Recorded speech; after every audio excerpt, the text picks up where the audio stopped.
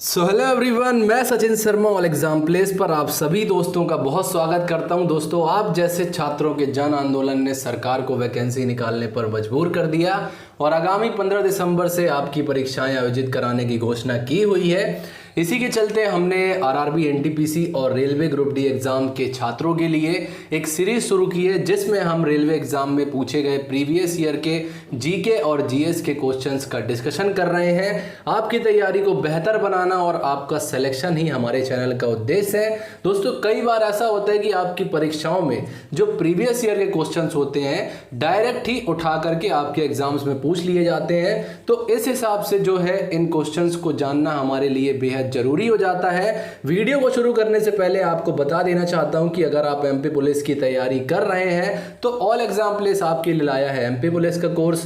तो अभी नीचे दिए गए नंबर्स पर कॉल या एसएमएस करके अपना रजिस्ट्रेशन कराएं और अपनी एमपी पुलिस की तैयारी को और भी बेहतर बनाएं। आगे बढ़ते हैं। हमारा आज का प्रश्न शुरू होगा 21 से, क्योंकि हमने 20 तक क्वेश्चन कर लिए हैं। ये इस सीरीज का तीसरा लेक्चर है।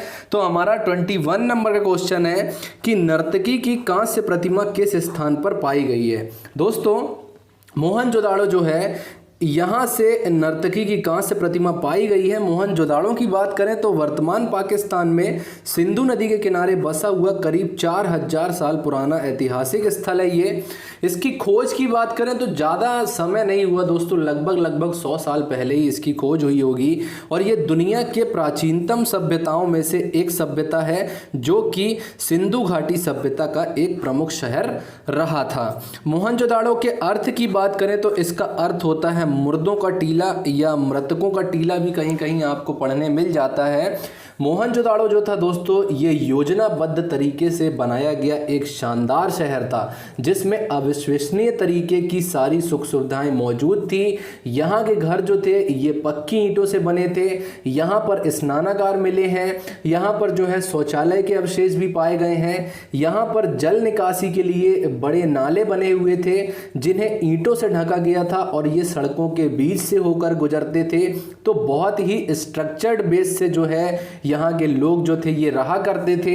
यहाँ पर वैसे तो बहुत सी हैरान करने वाली चीज़ें प्राप्त हुई हैं दोस्तों, लेकिन इन सब में सबसे महत्वपूर्ण है 10 सेंटीमीटर ऊंची एक नर्तकी की कांसे की प्रतिमा, जो इस बात को दर्शाती है कि इस समय के लोग जो थे, यहाँ के लोग केवल धातु विज्ञान के बारे में बस नहीं जानते थे, वरन बल्कि यहाँ पर कला, समाज और समाज में महिलाओं को भी जो है विशेष स्थान प्राप्त हुआ करता था। तो हमारा जो प्रश्न है कि नर्तकी की कांस्य प्रतिमा किस स्थान से पाई गई है, तो ये पाई गई है डी मोहनजोदाड़ो से। हमारा जो फर्स्ट वाला ऑप्शन है कालीबंगन, हमेशा हमसे ये पूछता है कि जुते हुए खेत जो है ये किस स्थान पर पाए गए हैं। तो ये याद रखिएगा, जुते हुए खेत जो है ये कालीबंगन में पाए गए हैं। और प्रश्न में पूछा है नर्तकी की कांस्य प्रतिमा किस स्थान पर पाई गई है, तो ये पाई गई है डी मोहनजोदाड़ो से। अगला प्रश्न है हमारा, शुक्र ग्रह अपने अक्ष पर किस दिशा में घूमता है। दोस्तों, हमारे सौर मंडल या हमारा जो सोलर सिस्टम है, इसमें सिर्फ 2 ग्रह ऐसे हैं जो पूर्व से पश्चिम की ओर घूमते हैं। पहला है शुक्र, अर्थात जिसे वीनस भी कहा जाता है, और दूसरा है अरुण, यानी जिसे यूरेनस कहा जाता है। ये जो 2 ग्रह हैं ये पूर्व से पश्चिम की ओर घूर्णन करते हैं, और बाकी के जो अन्य सभी ग्रह हैं ये पश्चिम से पूर्व की ओर घूर्णन करते हैं। तो इसे हमें याद रखना है। शुक्र की बात करें तो ये पृथ्वी का निकटतम ग्रह है, सबसे चमकीला और सबसे गर्म ग्रह है। इसे सांझ या भोर का तारा भी कहा जाता है, और इसे पृथ्वी की भागिनी, भागिनी का अर्थ होता है बहन, तो पृथ्वी की भागिनी भी इसे कहा जाता है। तो हमारा जो प्रश्न है, शुक्र ग्रह अपने अक्ष पर किस दिशा में घूमता है, तो ये घूमता है सी, पूर्व से पश्चिम की ओर। अगला प्रश्न है हमारा, धर्मनिरपेक्ष राज्य का अर्थ है। धर्मनिरपेक्ष या पंथ निरपेक्ष अपने आप में एक बहुत ही जटिल प्रश्न है ये दोस्तों। हमारे जो स्टेट पीएससी और यूपीएससी के स्टूडेंट्स हैं, उन्हें हमेशा मेंस में आंसर राइटिंग के लिए ये क्वेश्चन आता है, धर्मनिरपेक्षता और पंथ निरपेक्षता। आपको भी मैं बताने का प्रयास करूंगा इस क्वेश्चन में, अगर ये प्रश्न आया है तो आ जाएगा। धर्मनिरपेक्ष राज्य का अर्थ होता है दोस्तों राज्य जो है ये राजनीति या किसी गैर धार्मिक मामले से धर्म को दूर रखेगा तथा सरकार जो है ये धर्म के आधार पर किसी भी नागरिक से कोई भेदभाव नहीं करेगी। धर्मनिरपेक्षता का अर्थ है कि किसी धर्म का विरोध करना नहीं है, बल्कि देश के सभी नागरिकों को अपने धार्मिक विश्वासों एवं मान्यताओं को पूरी आज़ादी से मनाने की छूट यानी उनको स्वतंत्रता प्रदान करना है। धर्मनिरपेक्ष राज्य में उस व्यक्ति का भी सम्मान होता है दोस्तों जो किसी धर्म को नहीं मानता है, अर्थात जो नास्तिक होता है उसका भी जो है धर्मनिरपेक्ष राज्य में सम्मान किया जाता है।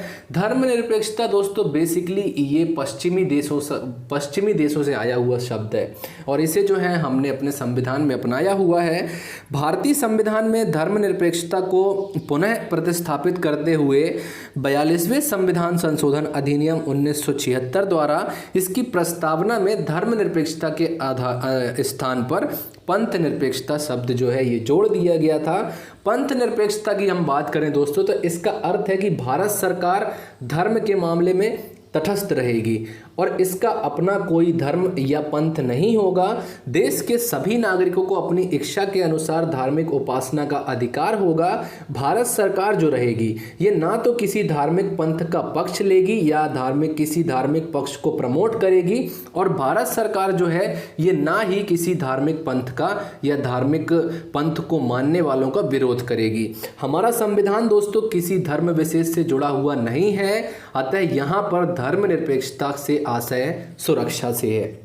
कई बार दोस्तों ये धर्मनिरपेक्षता जो शब्द है ये बहुत इसको आड़े हाथों भी लिया जाता है, कई नेता लोग इसको आड़े हाथ लेते हैं। होता यह है कि कई बार इसका मिसयूज़ भी आपको देखने को मिलता है। एक बहुत बड़े न्यायाधीश थे, उन्होंने अपनी एक रिपोर्ट पब्लिश की थी। उस रिपोर्ट में उन्होंने कहा था कि जो सरकार का धर्म होता है वही फिर वहाँ के जो बहुसंख्यक मानने वाले लोग होते हैं उनका धर्म हो जाता है। तो कई बार इसमें डिस्क्रिमिनेशन भी देखने को हमें मिलता है, लेकिन हमारे संविधान में जो है इस शब्द को जो है पूरी तरह से वर्णित किया गया है, परिभाषित किया गया है। सीधा सा अर्थ आप ये जान लीजिए कि जो हमारा देश है या जो हमारा राज्य है या संघ है इसका किसी भी प्रकार का कोई धर्म नहीं होगा, ना तो ये किसी विशेष धर्म मानने वाले को प्रमोट करेगा और ना ही किसी धर्म मानने वाले को विरोध करेगा। तो सीधा सा मतलब ये होता है इसका।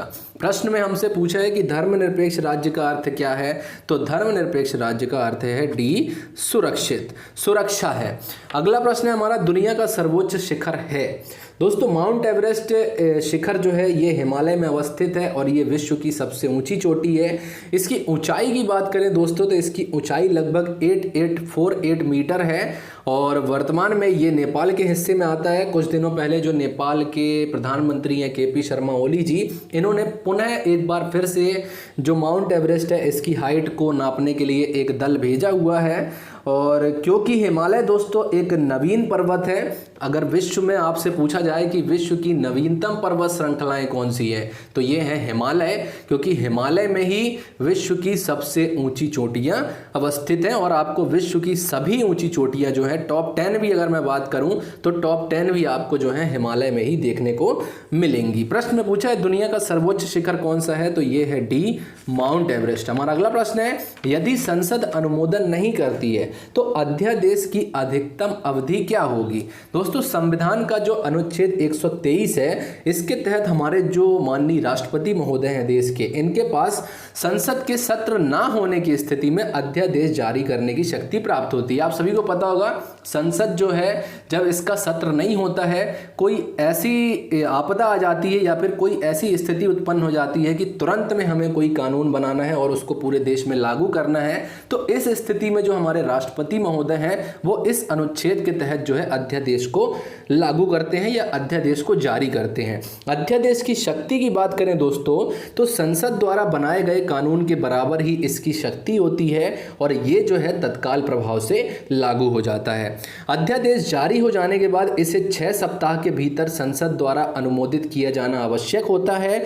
संसद या तो इस अध्यादेश को पारित कर सकती है या फिर इसे अस्वीकार भी कर सकती है, ये संसद के ऊपर डिपेंड करता है। अन्यथा 6 सप्ताह की अवधि बीत जाने पर अध्यादेश जो है ये प्रभावहीन हो जाता है, क्योंकि दोस्तों संसद में 2 सत्रों के बीच की अधिकतम अंतराल 6 महीने का रखा गया है। मतलब कि हमारे कॉन्स्टिट्यूशन में ही लिखा हुआ है कि भैया 6 महीने के भीतर में ही जो है संसद के सत्र आयोजित होने चाहिए, इससे ज़्यादा नहीं होना चाहिए। हर 6 महीने के भीतर में ही हो जाना चाहिए। हालांकि ऐसा बहुत कम ही होता है, बहुत रेयर केस में ऐसा होता है कि 6 महीने लग जाते हैं। जैसे ये पेंडेमिक चल रहा है तो इसकी बात अलग हो जाती है, लेकिन जो है 3 सत्र होते हैं, 4-4 महीने में जो है ये आयोजित होते रहते हैं, तो किसी भी प्रकार की इसमें कभी दिक्कत नहीं होती है। एक अधिकतम सीमा जो है हमारे संविधान में बता दी गई है कि भैया 6 महीने से ज़्यादा नहीं होना चाहिए। तो हम बात करें कि यदि संसद अनुमोदन नहीं करती है तो अध्यादेश की अधिकतम अवधि कितनी होती है, तो 6 महीने या 6 सप्ताह हमारा सही उत्तर है। इसका उत्तर है सी, 6 महीने या 6 सप्ताह। अगला प्रश्न है हमारा, वास्तुकला में पंचायतन शैली या पंचायत शैली किससे संबंधित है? दोस्तों, भारत में मंदिरों के निर्माणों की प्रक्रिया की अगर हम बात करें तो मौर्य काल से ही ये प्रक्रिया जो है ये प्रारंभ हो गई थी, किंतु आगे चलकर इसमें जो है काफ़ी सुधार हुआ और गुप्त काल में जो है मंदिरों को अलग ही स्तर पर बनाना प्रारंभ किया गया था। इस दौर के प्रारंभिक मंदिरों की बात करें तो तिगवा का विष्णु मंदिर जो कि जबलपुर मध्य प्रदेश में है, भूमरा का शिव मंदिर जो कि सतना मध्य प्रदेश में स्थित है, नचना कोठार का पार्वती मंदिर जो कि पन्ना मध्य प्रदेश में स्थित है और देवगढ़ का दशावतार मंदिर जो कि ललितपुर उत्तर प्रदेश में स्थित है। ये भारत के प्राचीनतम संरचनात्मक मंदिरों में से एक मंदिर है। यदि मंदिर स्थापत्य के जो बात करें दोस्तों तो इन्हें जो है कई नामों से जाना जाता है, जिसमें पंचायतन, पंचायत, विमान भद्ररथ, कर्णरथ और प्रतिरथ आदि जो है ये नाम जो है हमें हमारे आदि ग्रंथों में देखने को मिलते हैं। प्रश्न पर दोस्तों, प्रश्न में पूछा है हमसे कि वास्तुकला में पंचायतन शैली किससे संबंधित है, तो ये संबंधित है डी, मंदिरों से।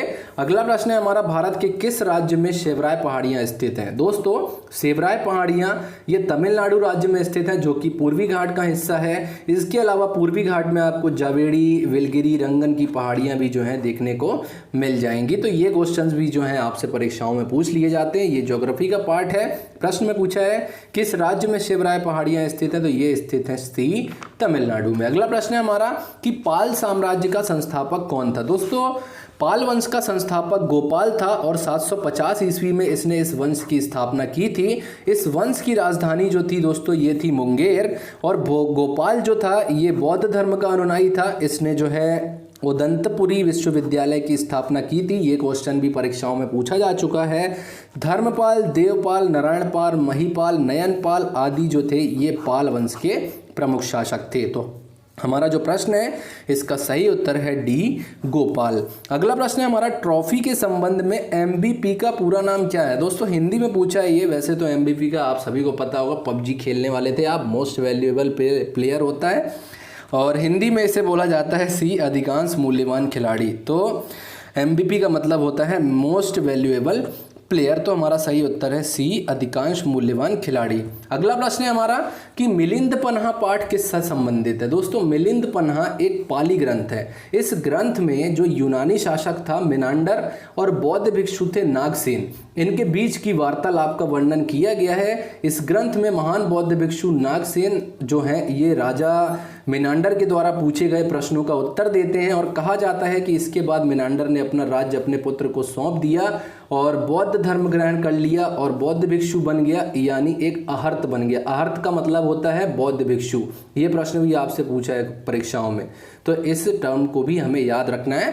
प्रश्न में पूछा है मिलिंद पन्हा पाठ किससे संबंधित है, तो ये संबंधित है ए, बौद्ध धर्म से। तो दोस्तों, यहीं पर समाप्त होता है हमारा आज का लेसन। उम्मीद करता हूँ आपको हमारी ये सीरीज काफ़ी पसंद आ रही होगी। अगर आप हमारे चैनल पर नए हैं और अभी तक आपने हमारे इस चैनल को सब्सक्राइब नहीं किया है तो अभी इस चैनल को सब्सक्राइब कर। अगर आपने मुझे अभी तक इंस्टाग्राम पर फॉलो नहीं किया है तो मुझे इंस्टाग्राम पर फॉलो कर लें। उस पर आपको लेटेस्ट अपडेट जो है मैं देता रहता हूँ वीडियोस के बारे में। तो दोस्तों, आपसे मिलेंगे अपने अगले वीडियो में। तब तक के लिए नमस्कार, जय हिंद, जय Bharat and thanks for watching this video.